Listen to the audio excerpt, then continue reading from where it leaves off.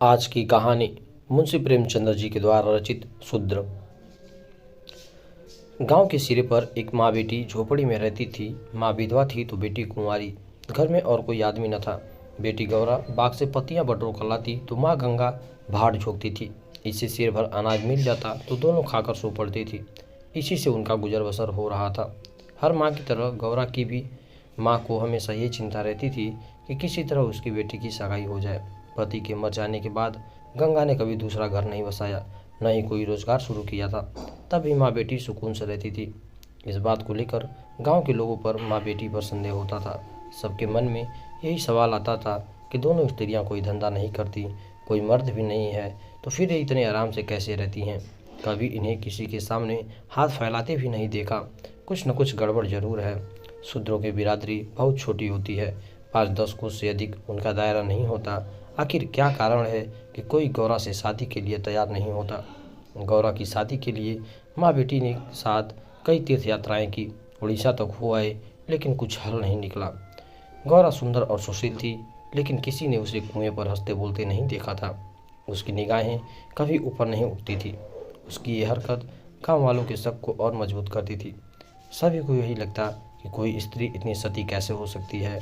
दिन गुजरते गए। गौरा की माँ चिंता में घुलती जा रही थी। इधर गौरा की सुंदरता, उसकी जवानी गांव वालों की नज़रों में चुभ रही थी। एक परदेसी गांव से दूर नौकरी की खोज में कलकत्ता जा रहा था। 10-12 कोस दूर पहुंचते उसे रात हो गई। उस समय वह एक गांव में पहुंचा था। वह लोगों से किसी कहार का घर पूछते हुए गंगा के घर पहुंचा। परदेसी को देख गंगा बहुत खुश हुई। गंगा में उसे परदेसी से उसका नाम पूछा तो परदेसी ने बताया कि उसका नाम मंगरू है। इसके बाद गंगा ने मंगरू का खूब आदर सत्कार किया। उसके लिए अच्छे पकवान भी बनाए। धीरे धीरे दोनों की बातचीत भी बढ़ने लगी। इसी दौरान शादी की चर्चा भी छिड़ गई। मंगरू नौजवान था। तभी उसकी निगाह गौरा पर पड़ी। गौरा एक सुंदर और शांत हाव भाव की लड़की थी, जिसे देखते ही मंगरू भी मोह में पड़ गया और वह झट से गौरा से सगाई के लिए मान गया। उसने 2-4 गहने खरीदे और कपड़े उधार लेकर सगाई कर ली। गंगा बेटी दामाद को अपनी नज़रों से दूर नहीं करना चाहती थी, इसलिए दोनों गंगा के साथ ही रहने लगे। 10-15 दिन भी नहीं बीते थे कि मंगरू के कानों में कई तरह की बातें पड़ने लगी। बिरादरी के अलावा दूसरी जाति के लोग भी कई तरह की बातें बनाने लगे। मंगरू इन अटकलों से परेशान हो गया, लेकिन वह गौरा को छोड़ना भी नहीं चाहता था। 1 महीने बाद मंगरू अपनी बहन के घर गया। बहन ने खाना परोसा। मंगरू ने बहनोई को साथ खाने के लिए कहा। बहनोई बोला, तुम खा लो, मैं बाद में खा लूँगा। मंगरू को कुछ संदेह हुआ। उसने साफ पूछ लिया, आखिर बात क्या है। बहनोई बोला, मैं तुम्हारे साथ नहीं खा सकता। तुमने बिरादरी से बाहर शादी की है, किसी से न कुछ पूछा न कुछ बताया। जब तक पंचायत नहीं होगी मैं तुम्हारे साथ उठ बैठ नहीं सकता। तुम्हारी हरकत की वजह से मैं समाज में रिश्ता नहीं खत्म कर सकता। मंगरू तेजी से उठा और ससुराल लौट आया। मन बेचैन था। उसने किसी से कुछ नहीं कहा और रात के अंधेरे में गौरा को छोड़कर चला गया। इसी तरह कई साल बीत गए, लेकिन मंगरू का कुछ पता न चला। पति के गायब होने पर भी गौरा उदास न थी। वह हंसती खेलती, मांग में सिंदूर लगाती, रंग बिरंगे कपड़े पहनकर तैयार होती थी। अपने पीछे मंगरू एक भजन की किताब छोड़ गया था। खाली समय में गौरा उस किताब से एक भजन गाती थी। पहले गौरा गांव की औरतों से ज़्यादा मिलती जुलती नहीं थी। दरअसल उसके पास उन स्त्रियों से बात करने के लिए कोई विषय ही नहीं था। गौरा के पास अब गृहस्थ जीवन की ढेरों बातें थी, जिसकी चर्चा वह गली मोहल्ले की औरतों के साथ करती थी। वह सभी को बताती कि मंगरू कितना अच्छा सहनशील है। तभी वहाँ मौजूद एक स्त्री ने पूछ लिया, गौरा, मंगरू तुम्हें छोड़कर क्यों चला गया। गौरा कहती, मर्द कभी ससुराल में रह सकता है भला। बाहर जाकर पैसा कमाना ही मर्द का असली काम है। वहीं जब कोई गौरा से ये सवाल करता कि मंगरू खत क्यों नहीं लिखता, इस पर गौरा मुस्कुरा कर कहती, अपना ठिकाना बताने से डरते हैं, जानते हैं कि गौरा सामने आ पहुँचेगी। सच कहूँ तो मैं उनके बिना एक दिन भी नहीं रह सकती।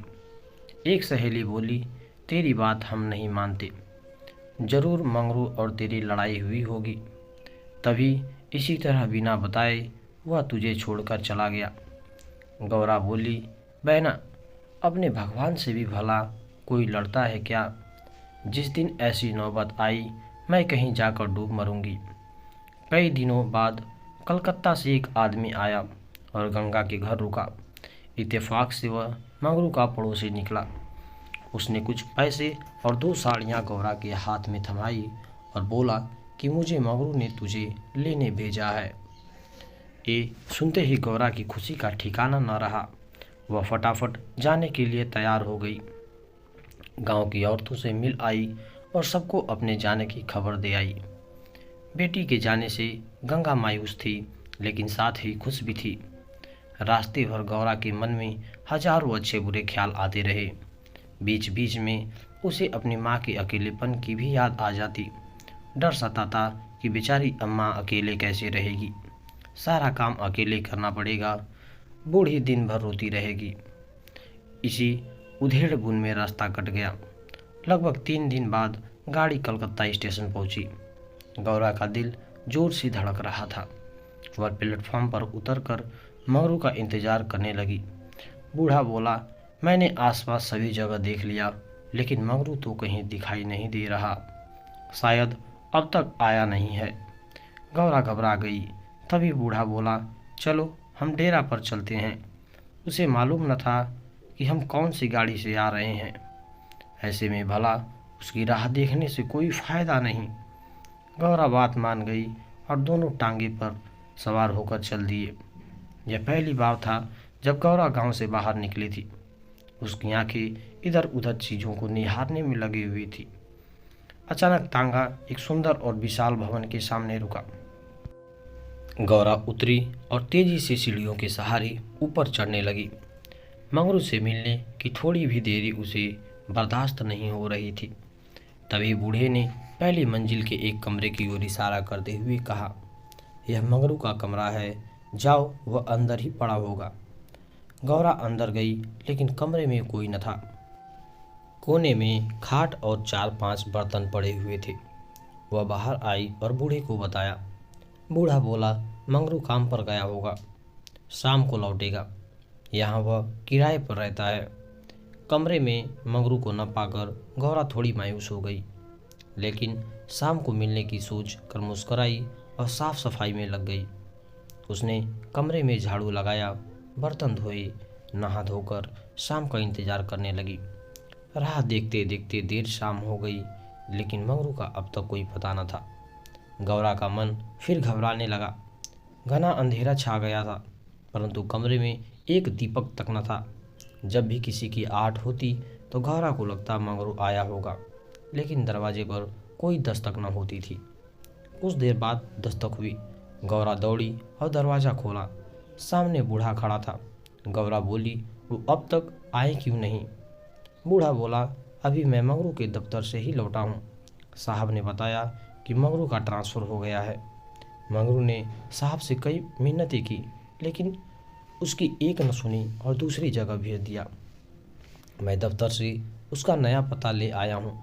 कल सुबह तुम्हें जहाज़ पर बैठा दूंगा, फिर तुम्हें अपने मंगरू के पास चली जाना। गौरा घबरा कर बोली, जहाज़ में? कितने दिन का सफ़र होगा? बूढ़े ने कहा, कम से कम 8 से 10 दिन तो ज़रूर लगेंगे, लेकिन घबराओ मत, तुम्हें कोई परेशानी नहीं होगी। तय बात के मुताबिक अगले दिन गौरा बूढ़े के साथ मंगरू के पास जाने के लिए निकली। बूढ़े ने उसे जहाज़ पर बैठाया और विदा किया। जहाज़ जैसे जैसे किनारे से अलग हो रहा था, वैसे वैसे गौरा को लग रहा था कि अब उसकी अम्मा, गांव सब पीछे छूट रहा है। चारों ओर पानी पानी देख गौरा का मन अजीब हो रहा था। अनजान जगह में मंगरू को कहाँ खोजेगी, यह सोच सोच कर उसका दिल बैठा जा रहा था। जहाज़ पर कई स्त्रियां और पुरुष सवार थे। गौरा उन्हें देख और उनकी बातें सुन रही थी। तभी उसकी नज़र एक कोने में अकेली बैठी स्त्री पर पड़ी। गौरा ने हिम्मत कर उससे पूछा, कहाँ जा रही हो बहन? यह सुनते ही स्त्री की आंखें डबडबा गई। बोली, मुझे नहीं मालूम कि मैं कहाँ जा रही हूँ, बस जहाँ भाग्य ले जाए वहाँ चली जा रही हूँ। तुम कहाँ जा रही हो? गौरा बोली, मैं तो अपने मालिक के पास। स्त्री झट से बोली, बहन, कोई तुम्हें बहला फुसला कर लाया है। तुम किसके साथ आई हो? गौरा ने कहा, मुझे एक बूढ़ा ब्राह्मण यहाँ बैठा गया। मैं तो अपने पति से मिलने कलकत्ता आई थी। स्त्री बोली, किनारे पर जो लंबा दुबला पतला सा बूढ़ा था, जिसकी एक आंख फूली हुई थी, वही? गौरा ने, हाँ बहन, वही। स्त्री बोली, बहन, उसी दुष्ट ने मेरा जीवन बर्बाद किया है। भगवान करे उसकी 7 पुश्तों को नरक नसीब हो। उस कपटी के कारण मैं किसी को मुंह दिखाने लायक नहीं रही। अब जा रही हूँ मिस्र देश, वहीं मेहनत मजदूरी करके गुजर बसर करूँगी। यह सब सुनकर गौरा के मुंह से बोल न फूटे। वह सोचने लगी कि अब वह क्या करेगी। उसे अपनी माँ, अपने गांव, सहेलियों की याद आने लगी। कुछ क्षण बाद हिम्मत करके बोली, अब क्या करें बहन? स्त्री बोली, अब यह तो वहां पहुंचने के बाद ही मालूम चलेगा। यह कहते कहते वह जोर जोर से रोने लगी और अपना दुख बताने लगी। गौरा ने हिम्मत दी तो स्त्री ने बताया कि शादी के 3रे साल में उसके पति की मौत हो गई। पति के ख्यालों के साथ वह किसी तरह जी ही रही थी। एक रोज पापी बूढ़ा वेश बदलकर भिक्षा मांगने आया। उसने सन्यासी का रूप धारण किया था। मैं उसके जाल में फंस गई और आज मेरी यह दुर्दशा है। इसने मुझे पति से मिलवाने का लालच दिया। मैं बेवकूफ़ पति से मिलने की चाह में इस बहरूपिया की बात में फंस गई और इसके साथ चल दी। आगे की कहानी मुझे नहीं मालूम। अगले दिन जब मुझे होश आया तो मैं घर में नहीं लौट सकती थी। अब बूढ़ा मुझे यहाँ ले आया और जहाज़ पर छोड़ गया है। स्त्री की बातें सुनकर गौरा को समझ नहीं आ रहा था कि वह क्या प्रतिक्रिया दे। वह बिल्कुल मौन हो गई थी। मंगरू से मिलन का सपना एक झटके में टूट गया था। गौरा को इस हाल में देख स्त्री बोली, भगवान पर भरोसा और साहस रखो बहन। हिम्मत पाकर गौरा बोली, मुझे अब तुम्हारा ही सहारा है। मैं और तुम दोनों अब साथ ही रहेंगे। स्त्री कुछ न बोली। दोनों एकटक नीले आकाश की ओर निहारने लगी। कई घंटों बाद जहाज किनारे पर पहुंचा। सभी यात्री उतरने लगे। तट पर मौजूद एक आदमी सभी यात्रियों के नाम लिख रहा था। अब गौरा के उतरने की बारी आई। जैसे ही उसने पांव नीचे रखा, वह चौंक गई। उसके शरीर में करंट दौड़ गया। वह जड़ बनी रही, न कुछ बोल पा रही थी, न ही पीछे से आवाज़ दे रहे यात्रियों की बात सुन रही थी। ऐसा लगा मानो दुनिया रुक गई हो। गौरा के सामने वह दृश्य था जिसकी उसने उम्मीद छोड़ दी थी। तट पर खड़ा व्यक्ति जो यात्रियों के नाम लिख रहा था, वह कोई और नहीं बल्कि मंगरू था। गौरा इस क्षण 7वें आसमान पर थी। उसकी खुशी छिपाए नहीं छिप रही थी। मंगरू ने अपना हाथ आगे बढ़ाया। गौरा ने प्रतिक्रिया न दी। इतने में यात्रा के दौरान मिली स्त्री ने गौरा को कोहनी मारी। गौरा लड़खड़ा गई। मंगरू ने उसे थाम लिया। स्त्री, क्या हुआ? इस आदमी को पहचानती हो? गौरा बोली, बहुत अच्छी तरह से। यही तो वे हैं जिनसे मिलने के लिए मैं घर से निकली। स्त्री बोली, अच्छा तो ये तुम्हारे पति हैं। अब तो तुम मेरे साथ न आओगी, मुझे भूल जाओगी। गौरा बोली, क्या ऐसा भी हो सकता है भला? तुमने मुझे सहारा दिया है। मंगरू इन दोनों से दूर अपना काम पर लगा हुआ था। वह यात्रियों से जानकारियां जुटाने में व्यस्त था। गौरा कोने में खड़ी मंगरू को निहार रही थी। कुछ देर बाद उसका काम खत्म हुआ और वह गौरा के पास आया। मंगरू, तुम कौन हो? क्या नाम है तुम्हारा और कहाँ से आई हो? गौरा मंद मंद मुस्काई और बोली, गौरा नाम है हमारा, मदनपुर बनारस से आए हैं। मंगरू ने उसका हाथ थाम लिया और आंखों में आंसू लिए बोला, भला तुम यहाँ आई कैसे? गौरा ने उसके आंसू पूछे और चौंक कर बोली, तुमने ही तो बुलावा भेजा था, सो मैं आ गई। मंगरू को समझ नहीं आया कि गौरा क्या कह रही है।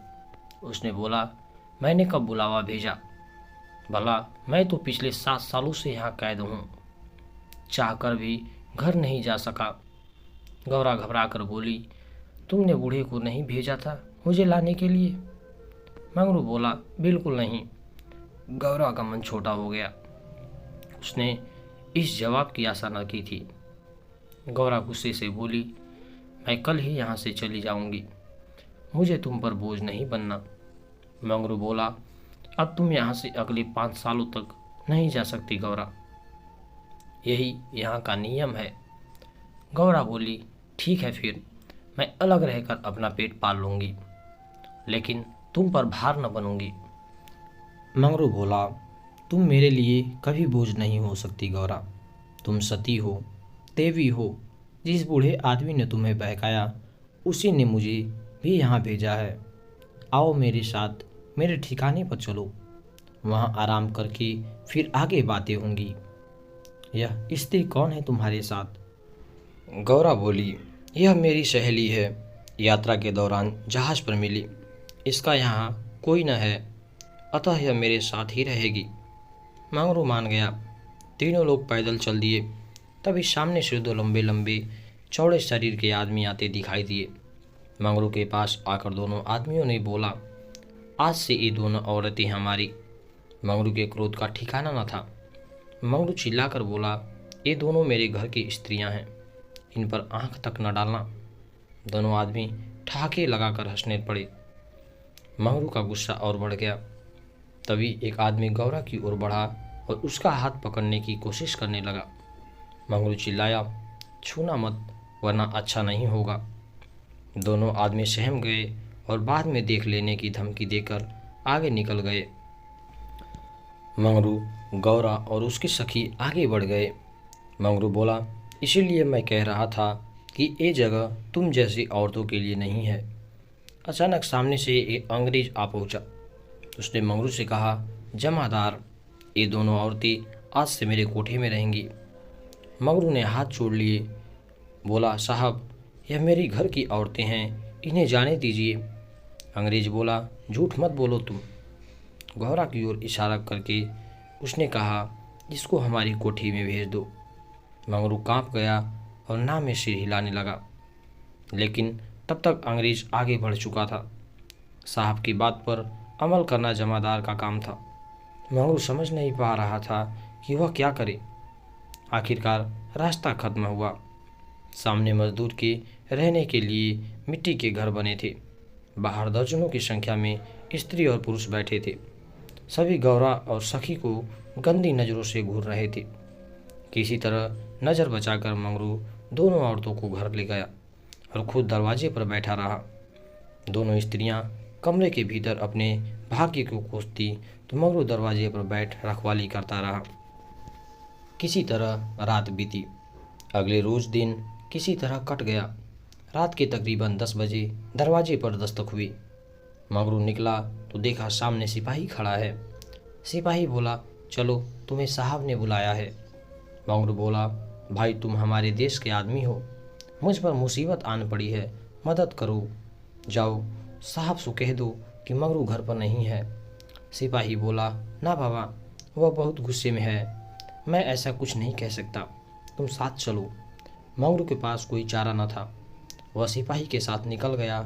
मंगरू को सामने देख साहब जोर से चिल्लाया, वह औरत कहाँ है? कल तुम उसे मेरे कोठे पर क्यों नहीं लाए? मंगरू ने हाथ जोड़ लिए और बोला, वह मेरी पत्नी है साहब। साहब बोला, वह दूसरी कौन थी फिर? मंगरू, मालिक वह मेरी बहन है। साहब गुस्से में बोला, हम कुछ नहीं जानते हैं, तुम उन दोनों में से किसी एक को लेकर आओ जल्दी। मंगरू साहब के पैरों में गिर गया और रोने लगा, लेकिन साहब का दिल नहीं पसीजा। उसने आदेश दिया, जल्दी एक स्त्री को लेकर आओ वरना तुम्हें कोड़े पड़ेंगे। मंगरू कोड़े खाने को तैयार हो गया। साहब नशे में था, उसे न आओ सोचा न ताओ। हंटर निकाला और कोड़े बरसाने शुरू किए। मंगरू की चीख निकल आई। साहब उसे लगातार कोड़े मारते रहे, लेकिन वह अपने घर की औरतों की इज्जत देने को तैयार न हुआ। उसने अपना प्राण त्यागना बेहतर समझा। इधर गौरा और सखी कमरे में बैठे मंगरू की बाट देख रही थी। उन्हें क्या पता कि मंगरू पर क्या बीत रही थी। अचानक किसी के चीखने रोने की आवाज़ सुनाई पड़ी। कान लगाकर सुना तो कलेजा मुंह को आ गया। यह मंगरू की आवाज़ थी। गौरा दौड़कर दरवाजे पर पहुंची। मंगरू की आवाज़ सुनकर उसे रहा न गया तो आवाज़ के पीछे दौड़ गई। फाटक खुला था। गौरा कोई है आवाज़ देने लगी, लेकिन जवाब न मिला। वह अंदर जा पहुंची। सामने मंगरू खुले बदन लूलुहान हुए खड़ा था और अंग्रेज उस पर चाबुक बरसा रहा था। गौरा से यह सहन नहीं हुआ। वह दौड़कर मंगरू से लिपट गई और बोली, इनके बदले जितना चाहो मुझे मार लो, लेकिन इन पर दया करो। अंग्रेज खुश होकर गौरा से बोला, तुम यहाँ मेरे पास रहोगी तो मैं इसे छोड़ दूंगा। गौरा बहुत असहाय महसूस कर रही थी, कुछ न बोली। वहीं मंगरू दर्द से कहरा रहा था। जिस साथ के लिए वह यह सब कर रहा था, उसकी आंखों के सामने वह उसे छूट रहा था। गौरा ने दिल पर पत्थर रखकर कहा, मुझे तुम्हारी शर्त मंजूर है, लेकिन अपने पति के स्वस्थ होने के बाद मैं तुम्हारे पास आऊँगी। अंग्रेज बात मान गया। उसने मंगरू पर अत्याचार बंद किया और सिपाही को उसे अस्पताल में भर्ती कराने का आदेश दिया। मंगरू को अस्पताल ले जाया गया। गौरा भी उसके साथ थी। इलाज के दौरान गौरा एक क्षण के लिए भी मंगरू के सामने से नहीं हटी। 4 दिनों के इलाज के बाद मंगरू ने आंखें खोली। तय शर्त के मुताबिक अब गौरा को मंगरू का साथ छोड़ अंग्रेज के पास जाना था। यह उसे मंजूर न था। ऐसे में उसने मरना बेहतर समझा। अस्पताल के बाहर नदी की धार बह रही थी। गौरा जाकर उसमें कूद पड़ी। आनन फानन में एक अस्पताल कर्मचारी दौड़ा, मंगरू के पास आया और गौरा की नदी में कूदने की सूचना दी। मंगरू की आंखों के सामने अंधेरा छा गया। उसे कुछ समझ नहीं आया। दौड़कर नदी के सामने पहुंचा और छलांग मार दी। जीते जी जो कभी साथ नहीं रह पाए, अब वे दोनों परलोक की यात्रा में साथ जा रहे थे। आशा करता हूँ आपको ये कहानी पसंद आई होगी। अगर कहानी पसंद आई है तो प्लीज़ वीडियो को लाइक करें और कमेंट सेक्शन में अपनी राय ज़रूर दें। चैनल पर नए हैं तो चैनल को सब्सक्राइब कर बेल आइकन प्रेस कर लें ताकि आने वाली नेक्स्ट वीडियो का अपडेट आपको मिलता रहे। धन्यवाद।